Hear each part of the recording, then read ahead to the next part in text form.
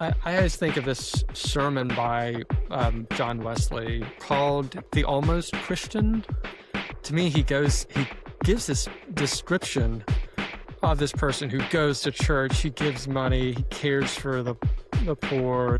He does all these things, and I'm just like, the guy's doing pretty good. And then Wesley's like, that's the almost Christian. Like, he doesn't have true faith. Like, he hasn't had a movement of the Spirit, experience of the Spirit that's really transformed his life. So I think the difficulty with evangelicalism is because it assumes a context in which everyone is going to church, or not everybody, but it assumes a largely Christian. They assume a lot of Christian mores are to be argued for in sort of public. You can make religious arguments in the public square about, say, slavery. You can make those kinds of arguments because there is a kind of somewhat of a common framework. So they can assume that a lot of people are memorizing the creed from birth, but they haven't come to a genuine encounter with it. And so now where we are, I think we have a context in which we've lost all the sort of like structures that evangelicalism could assume. And I'm now having to make the case for why someone should memorize the creed at all, without saying that that's all there is to it. But while still saying, like, there can be a kind of throwing of the baby that happens out with the bathwater, in that when we latch onto what's good about evangelicalism with its powerful movement of the Spirit, this powerful love of Scriptures, but when that becomes detached from a theological and ecclesial context, it can easily become captive to many other different kinds of spheres.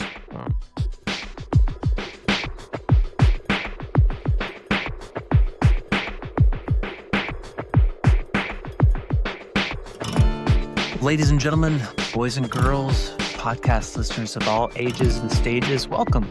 Bienvenue to episode 93. That's 93.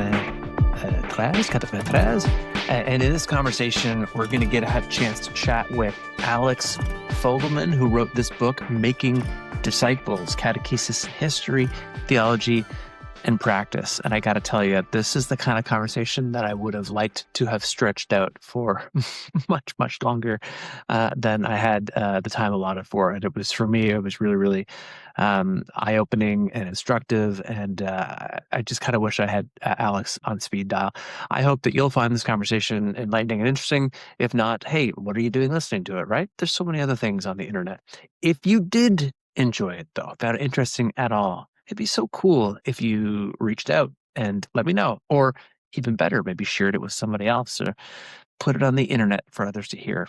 Apparently sharing is caring. So appreciate that. And hopefully your day, week, month, wherever you happen to be listening to this is going well. We're kind of smack dab in the middle of the Lenten season. And so I'm hopeful that what Alex shares with us will maybe encourage you in the formational opportunities of a season like Lent. Anyway, without further ado, this conversation with Alex Fogelman.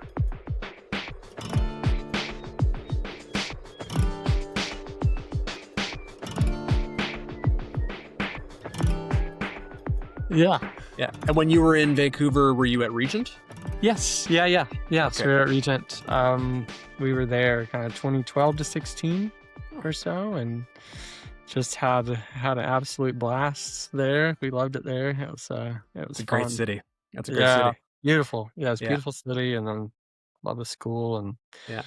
love being in Canada. We had growing up in North Carolina. It's like not something on our radar, really. No, not as much sweet tea up in Vancouver. Not as much sweet tea. Yeah, incredible sushi though. We ate sushi. It every day. is. Vancouver is the sushi spot. It's got that fresh Pacific, just the good. Yes. Yeah.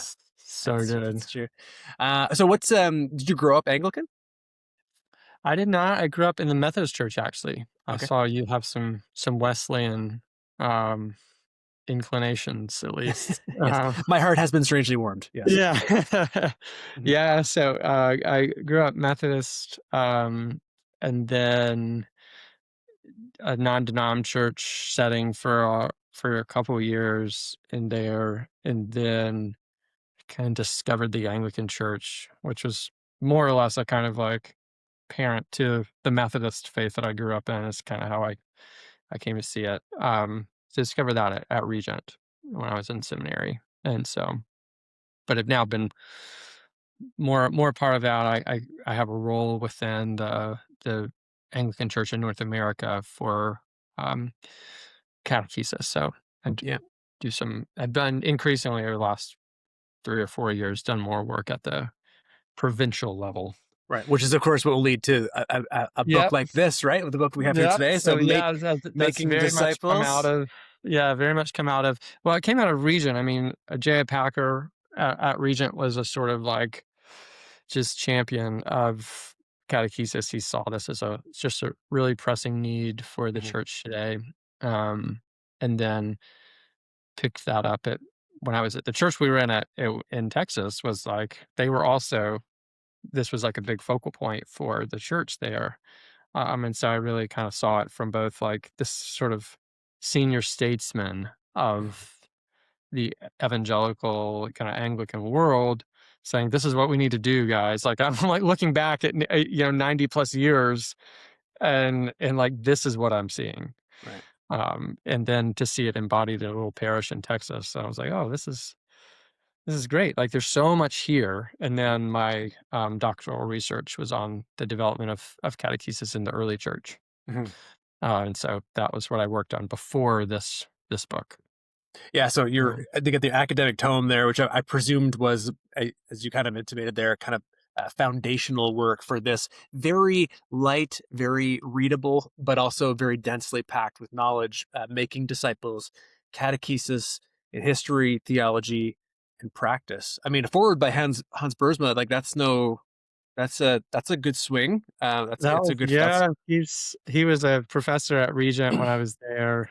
ah, And is kind of where I got to know him. But he's also since then just been a real just generous, kind mentor. I just couldn't say enough nice things about Hans. He's just he's been great. And then so him doing that was a really, really nice gesture, a really nice touch.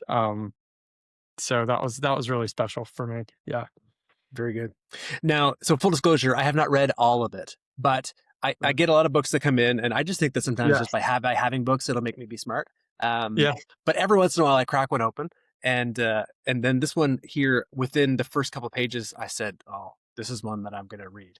Oh, nice. I'm actually gonna cook through this one because from my own perspective, so what I do, like my 9 to I was gonna say my 9 to 5, but it's more like my Mhm. 6:30 in the morning to whenever I finish at night. Is I'm a discipleship pastor at a local church, at a Wesleyan Yeah. church. Yeah, so the Mhm. denomination is called Wesleyan, which of course doesn't isn't necessarily doesn't mean that we lay claim to all things Wesley. Although we are called the Wesleyan Church, just so you know, we are Uh, the Mount A we're the Wesleyan Church. no We no are it's the there's a it's the yeah. definitive article. We are Wesleyan Yes. Church. So within my realm, I was a long time worship pastor. In the last few years, I've shifted towards what we call a discipleship Yeah. pastor. And so every time I see the word discipleship, I'm like, oh well, that must be for me. So I'm kind of hoovering this stuff up and trying to understand a little bit more about it. But this one right away was within the first couple pages. There was this little diagram that had these three circles of the diagram of a Venn diagram was the source, and and right away I just saw on there these words that I was like, oh, that's something that I'm not doing well. And so I was like, Mm. it's like this is going to be good for me. This is going to be helpful to kind of understand a little more about it. So I don't want to reveal right away what that is. So so no spoilers. We'll kind of get we'll get towards it a little bit, but yeah, I'm just curious to know, kind of as you were going through, kind of preparing for this. I wrote down a number of things that I thought would be interesting to kind of pick your brain about. But one is this question right away, which maybe seems like we're kind of like coming out of the gate swinging, but I do want to get towards this. So another book that I have been reading slowly, I mean, for far too long in the background, is this book Mm. by Alan Yeah. Kreider, The Patient Ferment of the Early Church. And I'm almost done this one. I'm getting really close. And so his the footnotes alone are enough to, you know, drive you mad just thinking through all the kinds of implications. But one of the things that it started to, like in the first couple pages of the book, I realized I was like, man, a long time ago, people used to spend a long time being in the church, but not of the church, as it were. Mhm. They had this really long period of time where they were kind of like they were on tryouts. How do you want to say it? Like they were in this kind of limbo waiting period between like when they could be sort of a part of the community, but not fully fledged initiatory through the rites of baptism. And this kind of, I think the way that you term it here is this catechumenate, right? Which is not Right. a unique term to you, but that's the one. So the catechumenate, which is like a $2 word to drop on there, is this idea of this kind of time where you're no longer just like visiting. You're not just like somebody who dropped by and got a gift packet for being there that Sunday. Very relevant, of course. Yes. But nor are you somebody who is, in the language of our church, nor are you a member of that Mhm. church in some respects. So these things don't map one to one, but I think the idea is like you're not in the front door anymore. You're not standing outside, but you're not in the living room. You're kind Yeah. of somewhere between. And so what I was first kind of understanding more about what we call the early church, which of course is a way too much of a blanket statement, but we'll say, these first number of centuries of the church. At first I was thinking, well, this is good. Like this is a good thing. Wow, look at the rigor, and the way that they would really kind of make sure these people had, fully informed consent before they were stamped with the name of Christ to then kind of reflect him in negative ways out in the community. I was like, this is good. And then as I kept reading and understanding more and more about it, and even kind of trying to superimpose some of those situations onto the kind of situations that I'm a part of now in my church, I'm going, oh, I don't know if it's good. And now I Ah, don't know if it's bad, but I don't know if it's good. So here's the question: yes. was the catechumenate, such as it developed to be by the 4th century, was that good? Yeah, that's such a good question. Um, and yeah, it certainly arose as much out of necessity as much as principle. So I think it does. You do see this s- place where you don't really see there's I don't haven't found in any of St. Paul's writings where he says, you've got to be a mm, catechumen for 2 years before you can be baptized. Right. And then, in fact, many people would say the contrary. It's like, the examples you see, especially in the book of Acts, are people who like they hear the gospel proclaimed, and then, what's to prevent me from getting baptized right over there in that pool of water? Right. So this is, and it's interesting. You actually see that the trope or the figure of the Ethiopian eunuch from the Book of Acts Mhm. recur frequently in patristic literature Hmm. about catechesis. So, and they're often responding to this very claim. Hmm. They rhetorically, Right. Irenaeus in the 2nd century is doing this, in Tertullian around the same time. It says, they're responding to this, somebody on the other side of the table saying, why, let me be baptized right now. Let me in right now. I'm wanting to be, and they're Yeah. saying, well, you might point to the Ethiopian eunuch. And then these figures are going to respond to that. And the grounding of it seems primarily to be um, the kind of the different, almost social sort of circumstances of, say, the 2nd century from the New Testament context. Okay. In the New Testament context, you primarily have a Jewish audience who has been steeped in the narrative and the moral habits Mhm. of the people of Israel. And so when they hear the gospel proclaimed in the context of the writings of the prophets that they've memorized since childhood, that's a different context than when you are in Carthage in North Africa, where Tertullian is, and you're in the context of these people that have zero conception of what you're talking about. You're just like, oh, you're telling me about God become man. It's like, oh yeah, I know what you're talking about. Like I know that story. Yeah. Yeah. Hercules or Zeus. Yeah. I've got I know deified human beings that Sure. I've got a place for that. Whatever you're talking about in the pantheon of gods. Right. And that also, by the way, has nothing to do with how I live morally or anything like that, Right. right? That's just about you're just talking about religion and idols, cultic practices and this sort of thing. And the early Christians say, no, no, no, no. Jesus doesn't quite fit into your categories. Right. You need new categories to understand this God become man who's actually transformed history, and all of he's transformed human nature. So that sort of like step back and uh, develop a catechumenate, and again, in some places, it does seem like a multi-year process. Mhm. When it's just like, why don't you just live with us for a while and learn the way that Christians live. It's it doesn't fit into your pre-existing categories.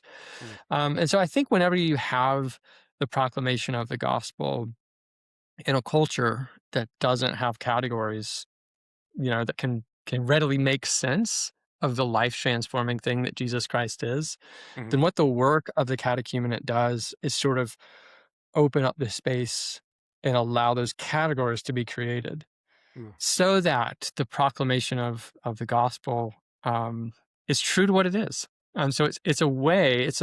You might think of it as a sort of context or a habitat in which the proclamation of the gospel cannot be watered down, but can sort of speak forth boldly and truly what it really is. So I'm more inclined to think that that's a good thing. um, but I think what you're alert to is also really worth noting is that it can, you could easily take that into a kind of like rigorism or a kind of moralism, or like you just have to be like good enough before you're welcomed into the club. And so I think it does, at least in the early church, seems to function differently like that. Mm. Um, and particularly because um, you can still die for the faith. They have this kind of catchphrase about catechumens who die as martyrs, and they say, "Well, what happens to them? They haven't been baptized." And that's where they use the language of they'll call it a baptism in blood. The sort of the martyr's baptism is just as efficacious as a baptism in water because they give their life for the faith in imitation of Christ or in a kind of participation in Christ's own death. So they develop this sort of language for talking about what it is that these catechumens do. So Is that because um, there's enough of them to have that as a category? So like how many yeah, or is this like the dozens? Is this the hundreds? Like I know that it's kind of always yeah, complicated to tell how many people yeah. are It's actually hard to dying in figure out the persecution. Yeah. numbers and stuff in the early church, but that's actually where the catechesis language is most official in terms of the status, the name of this kind of person. It's called a catechumen. So the word katecheo in Greek is a word that just means teaching or instruction. Usually has some kind of like oral instruction component. It's related to our words echo and acoustic. It's got some resonances there with kind of the oral uh, sense. But it just comes to designate a catechumen is becomes a status. Like you've got orders in the church, you've got priests, and you've got widows is also a category. You've got exorcists, you have readers, lectors. Like they Mhm. have just a range of Mhm. terms and designations for like what people are in the church, Mhm. and a catechumen is one of those. And it really refers to somebody who is a part of the church but who's not yet baptized. Um, So what does it Later take to on, become a catechumen? Like I'm assuming that also kind of yeah, was flexible, but or right. different at different times and places. But like yeah, so again, that's your can you be a catechumen within your first week? Is there kind of like an application process for that as well? Yeah, there's some really interesting things that you see in the early church. And none of this is like there's not a you know magisterium from on high that says like this is Right, right. what you must do. So a lot of this sort of occurs organically and it occurs differently in different places. But it is interesting to see like, oh, this thing is happening over here in North Africa and this thing's happening in Italy and this thing's happening in Turkey. It's like Mhm, so you do see some common tendencies bubbling up. mhm, One of the really sort of most interesting and sort of fulsome account of somebody interview kind of an interview of someone becoming a catechumen, so not just becoming baptized, but becoming a catechumen, is this little book by Augustine. It's a famous author of the Confessions. He writes a little treatise called Instructing Beginners in the Faith. mhm. It's in Latin, it's called De Catechizandis Rudibus, Whoa, Rudy catechizing, Boost. catechizing the rudes, like the Oh. people who are just like new. It essentially just means catechizing people who are new to the faith or Noobs, as we would call them. Noobs. Is that right? Noobs? yeah. Yeah. Yeah. um, and this is his writing. He's writing to another church leader and who's written to Augustine and says, hey, famous Augustine, Augustine's already famous by this time, famous Augustine, I'm writing to you with this problem. My catechesis is utterly boring. I am just teaching these people the same thing over and over. I'm doing this or that. And Augustine's response with this just beautiful, like, meditation on the art of teaching that's rooted in God's love for humanity in Jesus Christ, in the incarnation. But along the way, he also has this very just sort of practical program for like, how does someone become a catechumen? And so for him, it's like, well, you essentially have a kind of just conversation with them. You're asking them like, hey man, where are you coming from? Like, where'd you go to school? What's your education? Sure.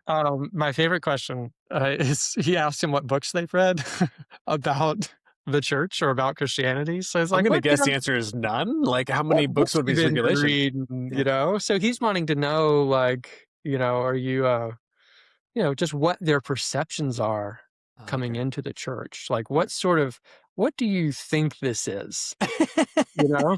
Right. Yeah. It's like, we can just kind of skip over that, but he's very attentive to kind of where people are coming from and Mm, what their motives are. He's like, mhm. so why, did your girlfriend invite you? This happens. We have some of this No doubt. on record. Like these bishops will be like, giving a sermon to this group of catechumens, and he's like, I know some of you are here because your boss is a Christian or your girlfriend is a Christian, and they just kind of take them but they're trying to figure out like, all right, well, why are you here and Yeah. what are you about?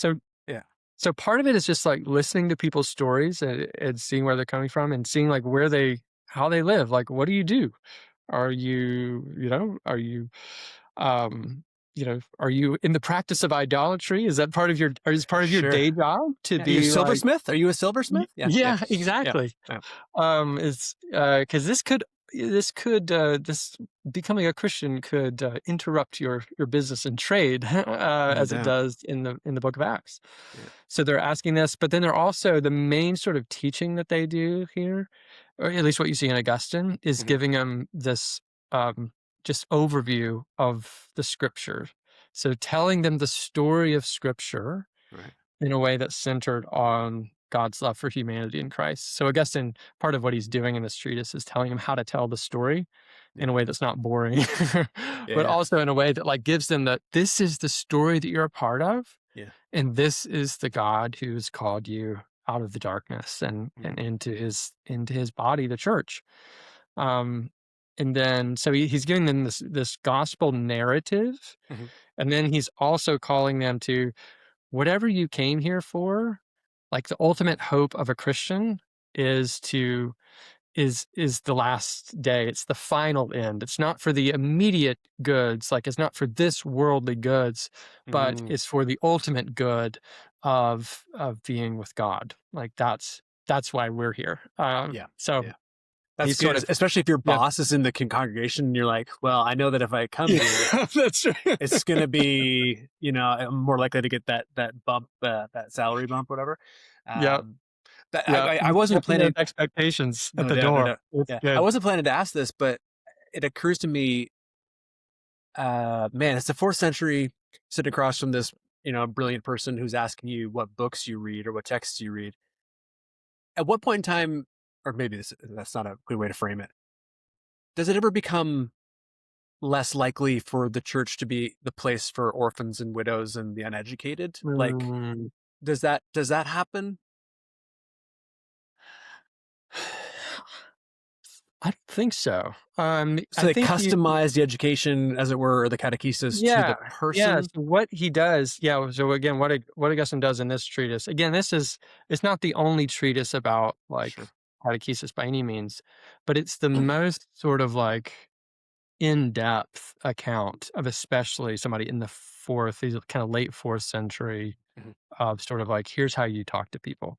So yeah, he gives them a kind of tiered option thing basically. He's like if you have somebody with kind of this level of education like you kind of talk to them at their level. Sure. And then you kind of scale that up or down. So he's very attentive. There's this a kind of principle of accommodation uh, That's good. that's very much it's not unique to Christianity. This is kind of a common thing in ancient philosophy. It's like this is even like Plato, Plato's cave. It's like you meet Right. people, you go, and there's one sense of that. It's like you go to people where they are, and then you Right. lead them up from Mhm. to where they hope they might be. Right.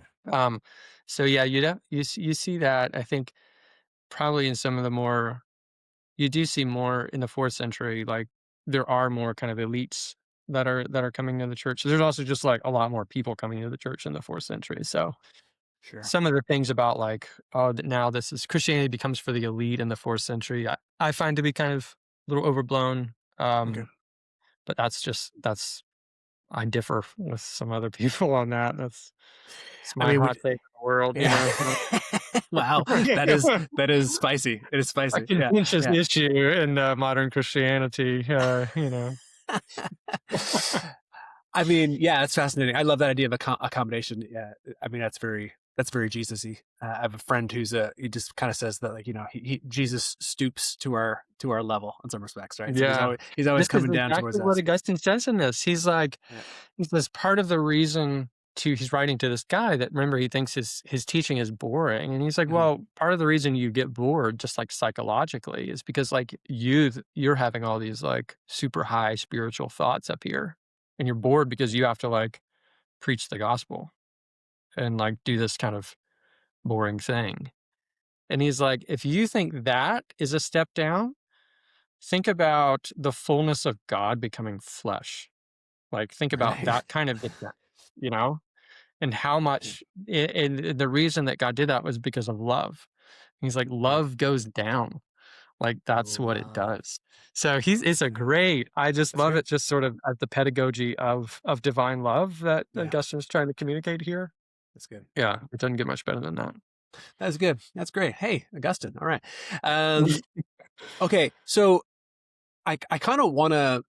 There's a few things that I want to threads I want to kind of pull on the time that we have, and one of them is this. It's about I want to touch dirt, kind of where I live, and so, but to do that, I think maybe you might need to fill in a couple of gaps. And so, I mean, we hopped right in. Boom. What is the catechumenate? Whether it's a good thing or a bad thing. Um, but you took us back to even Acts whatever it is 8 or 9 with the Ethiopian eunuch, and we see that there, there's a process, one way or the other, of not being Christian and then becoming a Christian, whether that process is a few moments nested in decades, or whether it's intentionally months or years thereafter. And it's really something that happens, the fullness of our life, the becoming. But so So we looked at the first few centuries. I want to kind of take a look at this century, but there was like 1,500 years between those centuries. And so could you, like in your best, best Reader's Digest or, Spark Notes version, kind of bring us through so that we kind of the lay of the land of what happens. I want to get towards Wesley and this idea Yeah. of what happens in evangelicalism. But what Mm. about the early Middle Ages, late Middle Ages, Yeah. et cetera, et cetera? Yeah. This is happily probably for most of the people that are reading this. There were like 4 chapters on like the history of catechesis that became like a chapter that became 2 chapters, one on the early church and one on everything else. Yeah, it was a whistle tour, that's for sure. There's Yeah. a lot of a lot of things happened in a round or two of editing there that spared the reader a lot of pain. But I'll give two stories.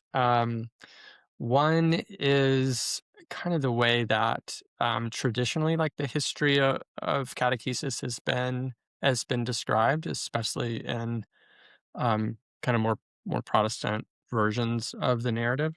And that story goes, you have the early church that developed this amazing model of catechesis, and it's like rigorous instruction in the faith and deep moral formation and deep biblical knowledge. And you've got this thick cadre of catechumens that become faithful Christians.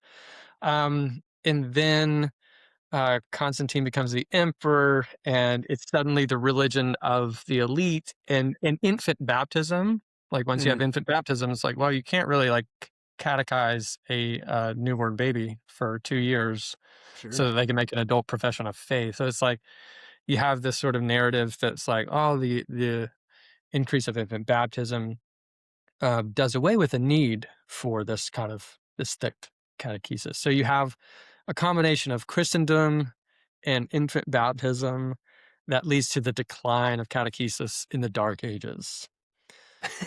I can tell the fact that you use the word Dark Ages is this is not the choice. Ages, This is not the choice that you're going to be leaning towards. But anyway, good. Okay. All right. So until Martin Luther discovers the Catechism, and like this is partially just the way that they write. I love Luther's rhetoric. I quote a lot of it about the good of catechism, but they inhabit a narrative in which it's like, Martin Luther in the 1520s goes around the countryside and discovers that like the priests don't know the creed and the Lord's Prayer. There's been this total neglect of instruction in the faith for however many years it's been, not since the early church. But there's this, and so there is this renewal of catechesis in the 16th and 17th century, and there really is. It's partially tied to publication, like printing press. Like you're now able to just publish more kind of text, and so there is this proliferation of catechetical text all across Europe, all across the Christian world during this time. And then there's another decline. We can talk about this narrative, like we'll wait for that one. That we're that things start to decline, or the Enlightenment. There's other villains. There's always another villain. Such that here we are in the 21st century, which is like now we're at a place, and this is kind of what Alan Kreider does a little bit. It's a part of this way of reading it. It's like we're actually more like the early church. It's early church, and then it's Christendom, and then it's now. And so like we actually have a lot to learn from that pre-Christendom church that just didn't have any of the cultural handholds that allowed for people to come to faith. And so we need to retrieve that early pre-Constantinian catechumenate in order to really build kind of faithful Christians. And so there's a lot of there that I am sympathetic to. And whenever there's a sort of like retrieval of patristic catechesis, I'm here for it, Sure, yeah. At the same time, it does overlook a lot of the ways that God has been faithful to his church throughout the 2,000 years of church history. And so one of the things that I try to do in the chapter on the history of catechesis was to look at all these various expressions of the sort of tagline in there is wherever the church is on mission, there's catechesis. There's some kind of instruction in the faith, and there's some kind of way in which the church is reaching people where they are in the cultures that they're at, and then inviting them into a new cosmos, a new world in which they are able to be united with Christ. So my sort of like narrative of church history isn't as like nice as the first one. It's not as cool. Or it's not as grabby. You know what I mean? It's We like clarity. We like clarity. We like clear categories and good Yeah. guys and bad guys and Yeah. and things like that. And there's just different ways that those narratives can be put to use in our context today. But so I was more kind of wanting to just notice or look around where those stories of God's faithfulness to the church is, but especially with regards to catechesis. Right. Good. It's really helpful. Okay, so you take us through that, and then we're in 1700s. We're in Britain, largely, and a man named John Wesley stumbles onto the scene. So, page 51 of your book, you say, caught between the ancients and the moderns, evangelicals could be of two minds about catechesis. On the one hand, they commended it as historical, time-honored practice. And then skipping down a little bit, you say worries, though, about, quote, rote memorization that had troubled earlier authors became even more acute after the Enlightenment. I won't read the whole passage, but I think even within those two, if those are two examples of the poles that we run into, which is the one, maybe you can call it, I think you called it something or other, but rediscovery, resource small, sometimes it's often called. Like, I think that it tends to be within my contexts, the earlier, the better. So like the closer we can get to the source, ad fontes or whatever, I don't speak any Latin, but the further we can get back, that's the primo. So Acts is telling us everything that's good about the church. So get to Acts. So the further back that we can get, and so if we understand that there is some sort of catechetical process happening very early, then we can kind of say, well, that's before things go very badly. And so we'll say then that's good. So that's the good part of this idea of catechesis. The bad part of it is, as you say, kind of rote memorization or religion. So that's whatever we mean by religion, that's the opposite of relationship, which is the source. So these are I'm hanging 10 here for those who know them. Anyway, but this is the tension that we tend to live in, which is, and so how has, I think of it, I think Anglicanism in general, you can correct me if I'm wrong. I think there are evangelical Anglicans, but I don't think that all Anglicans are evangelical or whatever that word happens to mean. Right. So you can be somebody who, from your upbringing and your experiences, and also even your current seat on the bus, has the opportunity to speak into this with both skin in the game, but also maybe a mild sense of detachment into the process. So evangelicalism or whatever, we'll call it that. What are our hangups and opportunities when it comes to catechesis right now? Yeah, that's a great question. That's a big question, I know, but you can speak to it a little bit at the very least. But yeah, I think what the connection one point of connection for evangelicals is this is a sort of like, I think of it as like kind of preparation for the gospel. Like evangelicals, I think, rightly focus attention on the primacy of the gospel, the cross, kind of just exaltation of Christ. There's also a great just love of scripture in evangelicalism that is, I think, wonderful, and a sort of just a fervor for what the 18th century evangelicals would call real Christianity. Like their concern about the kind of nominal Mm. Christianity that they're Mhm. seeing all around them. Like everybody goes to church, but nobody sort of believes their faith. Yeah, that kind of worry. So how in that context to cultivate sort of authentic Christianity or true Christianity? Oh man, I'm sorry. Um, I don't want you to lose your track of thought at all. But I want to ask about. Can I nest a question yeah, within a question? Is bad form, yeah, but this idea of real Christianity, and mm, yeah, when you mention in this context, so yeah, what did they? You said belief. What what would have made them authentic Christians yeah, at that stage of the game? Was it about a genuine belief in the claims of Christianity, B, their moral behavior, or C, an experience of the Holy Spirit that gave them a particular assurance yeah. of who or whose they are?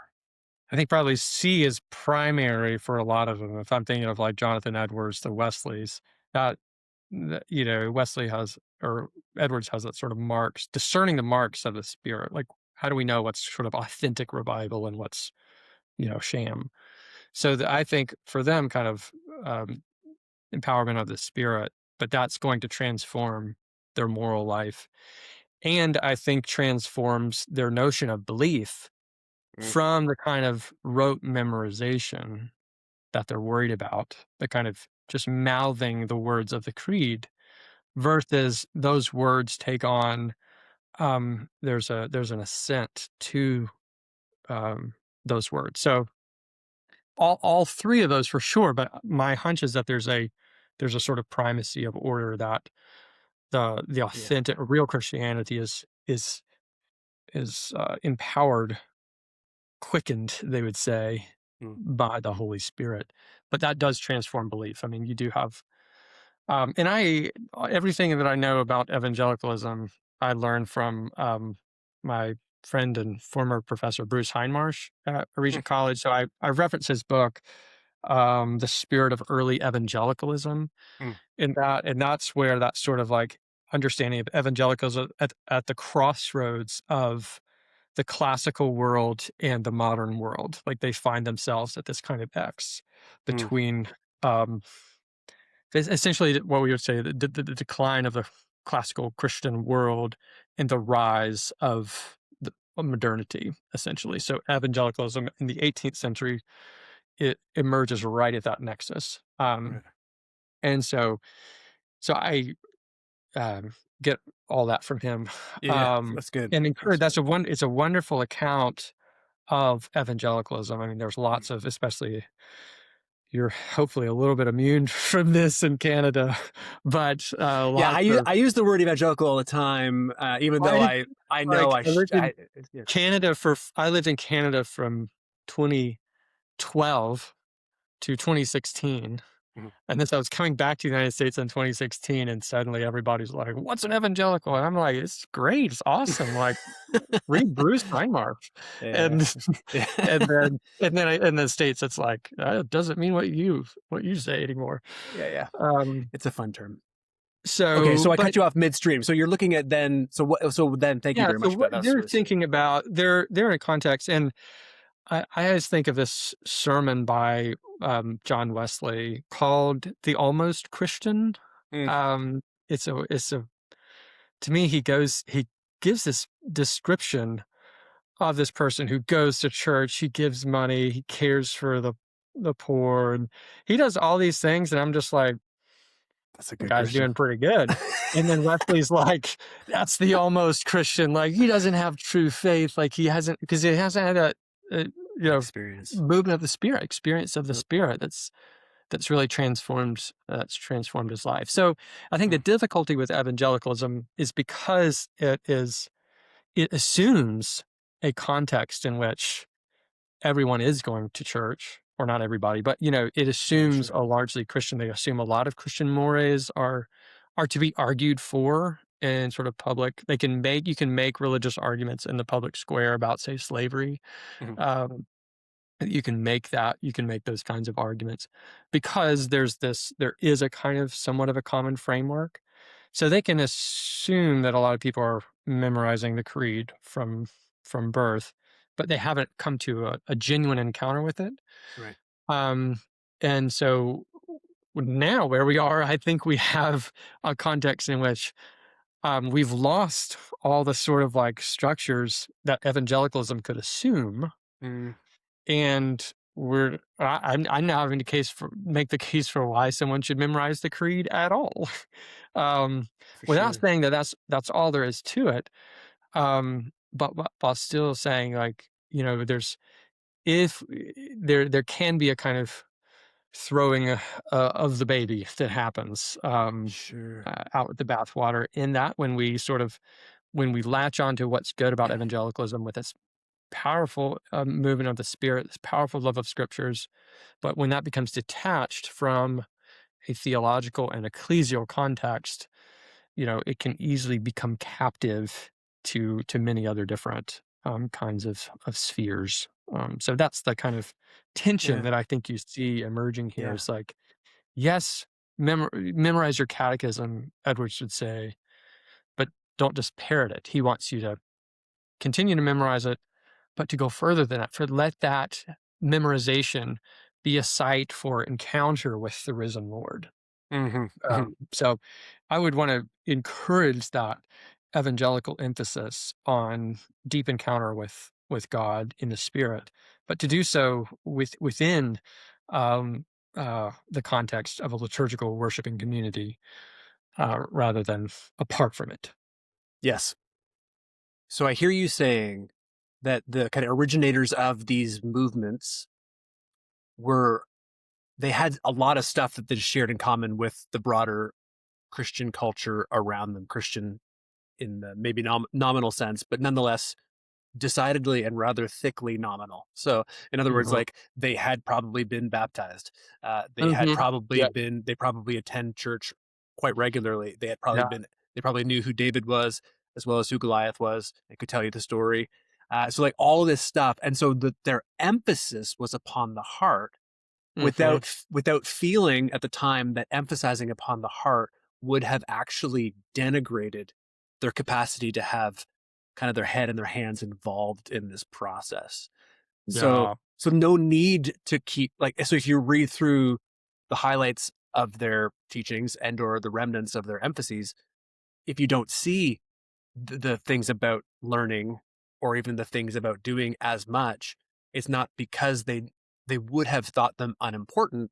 It's because they Hmm. wouldn't like you don't say when I write an instructions to my kids about how to cook their dinner or whatever, like I don't tell them what an oven is or Yes. how to open the fridge or whatever. Like, oh, look at all these things that we already know. And so we just give them the stuff that they need to accomplish specifically what they're going to be doing in that context.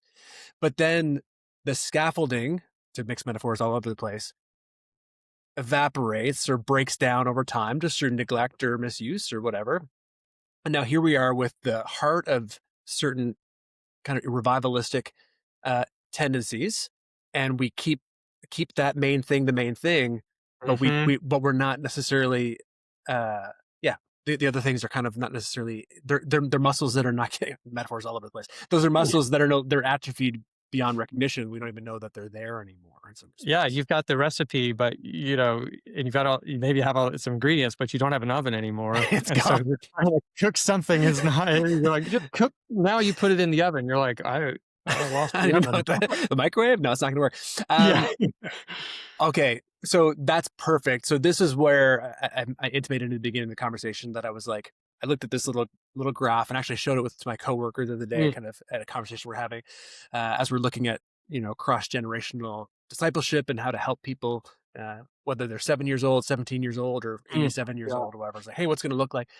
And so I'm a big believer in the Lord. So the three things that you have were, and you framed it later on in the chapters as faith, hope, and love, very Pauline uh, trio, right? So the idea of faith was the Apostles' Creed, which if we have time, I can ask you why that one in particular. But anyway, really helpful. So having a creed, so a statement of beliefs that actually kind of gives you, for lack of a better word, like a kernel, the kerygma, the Mhm. faith, as it were, kind of from Jude. So the Apostles' Creed, and then the hope aspect. So faith, hope was the Lord's Prayer, and this is the idea of kind of like teaching us liturgically. So how to pray, how to practice those aspects of our faith, and give us hope towards what's, yours is the kingdom, the power, and the glory. May your kingdom come, future hope. That all kind Yeah. of, and then. And I was like, beautiful. I get that. I haven't memorized the creed yet. I'm working on it, but I know Lord's Prayer, even the these and the thys. It's all great. And then the third one was about love, which I was like, oh, it's going to be learn St. Valentine's Day and how he passed. But it was the Decalogue. It was the Yeah. 10 commandments. And I was like, whoa, Whew. if you could put a bullseye around what I have not properly taught Mm. within my contexts, be it professionally or even just kind of like goodness gracious, when I'm talking to my kids, I was like, Mm. it's the 10 commandments. And, we've already mentioned the fact that I'm in the North, and you were south of me. And yet all across your country, there's debates upon debates and court cases upon court cases about the idea of like how performatively these 10 commandments should be on display in schools and courthouses and in Mhm. public. And so it's very topical. But I was like, wow, why don't I include Mm. the because it has shown me that we actually, I mean, if anybody's listening to this from my church, hi. Um, but the moral formation Mm. is the weakest. And I mean, goodness gracious, our Mm. the knowledge of the faith is also weak. Uh, Strengthening, but weak. Experience is high for us. But it's that, how then should I live? Like, Yeah. wow, why is this so difficult for me? So this is just in the last few minutes that we have here. Can you Mm. fix me? Yeah, yeah. Can you be my counsel? What is it? Is there a reason that it seems like my context is more allergic to this than others? Is this Mm. actually just endemic, or is this just a problem with me, or is this actually something that we don't do well at across the board? Yeah, I mean, I think there's lots of reasons why moral formation tends to be the weak link for a lot of different Christian traditions. For some, it's you wouldn't see the Ten Commandments because we're gospel people and like we're trying to get rid of the law. That's right. It's Or at old. best the law drives, points out our sin, Mm, but that's a different function than moral formation. Um so there's some that's just like, yeah, that the purpose of the Ten Commandments is something totally different. And any sort of movement towards moral formation or virtue or habits is suspect because it looks like works righteousness. It looks to be undoing the very essential things that the Protestant tradition achieved mm, um, in the 16th century. On the other hand, you would have also some people. I've had people that are like, "Why are we doing Ten Commandments? Jesus gave us the Sermon on the Mount. Like, right. isn't that like the template Mhm. for moral formation?" And so you kind of have the situation where the Ten Commandments is either too much or not enough.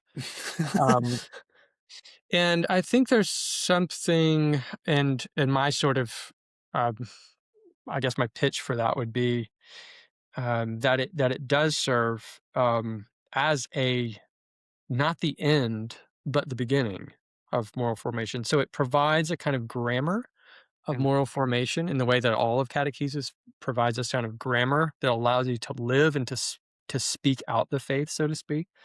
So it's not. I don't see the Ten Commandments as again something Jesus came to abolish, but something to fulfill. mhm, And within that sort of a paradigm, I see the Ten Commandments as providing a sort of grammar of moral formation that provides some categories, especially about um, idolatry. And I mean, it does when you unpack it in the way that a lot of the sort of catechetical tradition has.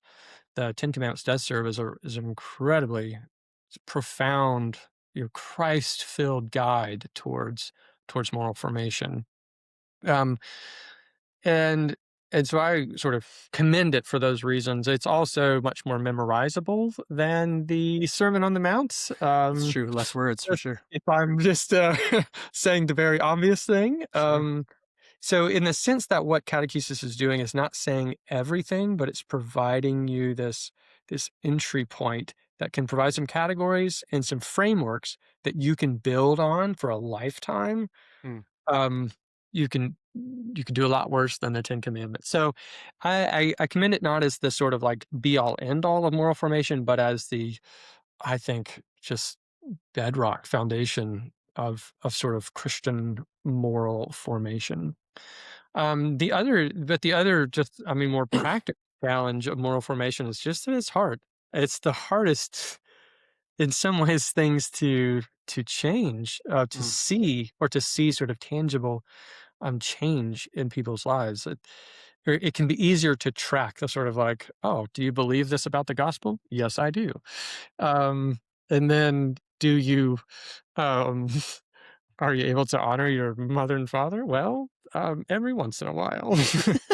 um, so there's the sort of like just the empirical difficulties of observing holiness, which is just always the case. Or so there's a lot of, I think moral formation is just a little, it's just maybe, I don't know what to say, intrinsically harder, but there's just something about moral formation that, I mean, because you think about the way we acquire habits, virtues, I mean, it's about our relationships, it's about the examples that we have, it's about the stories that we tell, it's about our imagination for what the good is. I mean, I think that's true for faith and hope and creed and spirituality and the affective dimension, but there's just I think there's something difficult about sort of, but especially maybe especially in a Protestant context, like we have some difficulties, like confidently talking about moral formation in a way that doesn't just become elitism or works righteousness. And so we've just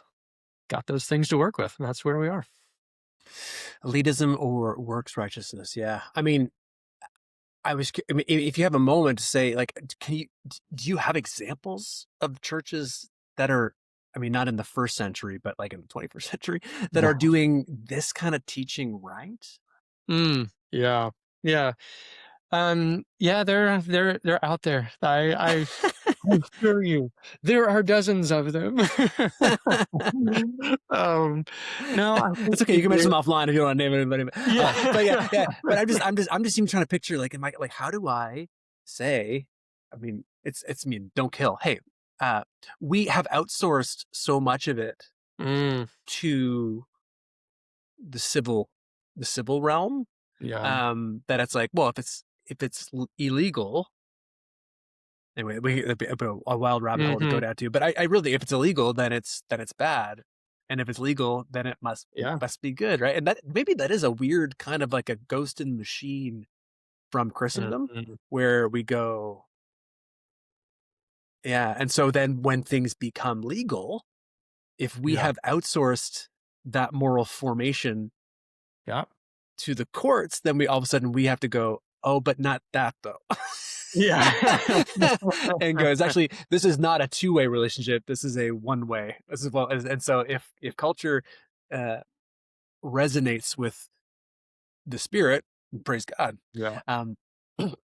But the Spirit is not going to pick up the vibe of the culture. That's not how it's not a two-way. It's not a two-way street, right? So the zeitgeist is not the Holy Spirit. Right.